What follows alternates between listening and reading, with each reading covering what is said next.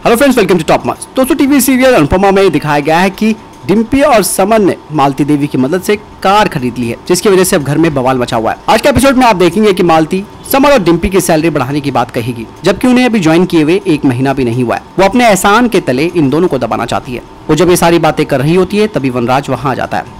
मालती अनुपमा का कुछ नहीं कर पाई तो उसके बच्चों को निशाना बना रही है। वनराज चेतावनी देता है कि अनुपमा उसकी साजिश को गुरु माँ का गुस्सा मानती है, लेकिन वो उसके गुस्से को भी साजिश मानता है।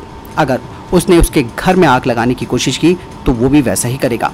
वनराज के जाने के बाद मालती देवी अनुपमा को मैसेज करेगी और उससे कहेगी कि हिम्मत कैसी है, उसने अपने पहले वाले पति को धमकी देने के लिए भेज दिया है। अब वो उसे करारा जवाब देगी।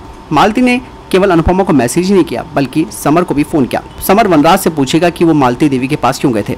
वनराज कहता है कि वो उसे समझाने गया था, अगर वो नहीं समझी तो उसे बर्बाद वो कर देगा। जब डिम्पी बीच में बोलने लगती है तो वनराज समर से उसे चुप कराने के लिए कहता है और वनराज का मालती देवी को धमकी देना अनुपमा को अच्छा नहीं लगता। वो उस पर नाराज हो जाती है।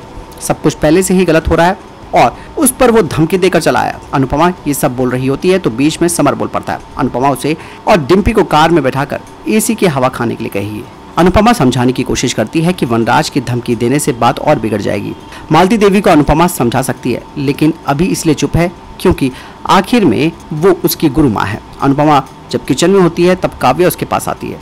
वनराज ने कह दिया कि बच्चे को वो नहीं अपनाएगा। काव्या घर छोड़कर नहीं जाना चाहती।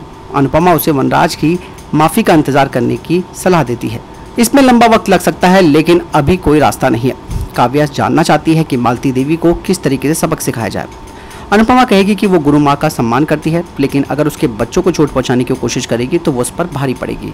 एपिसोड में आप देखेंगे कि पाखी से रोमिल टकरा जाता है। उसी वक्त अधिक वहां पर पहुंच जाता है तो रोमिल के साथ बात इतनी बढ़ जाती है कि एक दूसरे को मुंह मारने लगते हैं। आवाज सुनकर बरखा और अंकुश वहां पहुंचते हैं। बरखा और अधिक पाखी पर गुस्सा होते हैं और कि वो उनका सपोर्ट नहीं कर सकती थी। पाखी मानती है कि रोमिल ही नहीं, उसकी खुद की भी गलती थी जिसकी वजह से वो टकरा गया। वहीं दूसरी तरफ अनुपमा के घर के बाहर मालती देवी आती है तो वो गुस्से में उस पर भड़क जाती है। वो उसकी गुरु है और गुरु भगवान के समान होता है, लेकिन माँ अपने बच्चों के लिए भगवान से भी लड़ सकती है। अब वो एक और माँ का गुस्सा देखेगी। वो इतने दिनों से तमाशा कर रही है और अब वो तमाशा खत्म करना चाहती है। अनुपमा अब गुरु माँ को आखिरी चेतावनी देगी। अनुपमा कहेगी कि नफरत की भी एक हद होती है, लेकिन मेरे बच्चों को मोहरा बनाकर अब उन्होंने सारी हदें पार कर ली है, इसलिए हद पार करने की बारी अब मेरी है। मेरे बच्चों की तरफ नजर उठाने की हिम्मत मत करना, वरना कान्हा जी की सौगंध मैं हर लिहाज, हर मर्यादा, हर रिश्ता भूल जाऊंगी।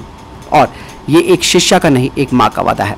आपको क्या लगता है इस बारे में दोस्तों? कमेंट सेक्शन में लिखकर जरूर बताइएगा। मिलता हूं नेक्स्ट वीडियो में। Stay tuned, good bye.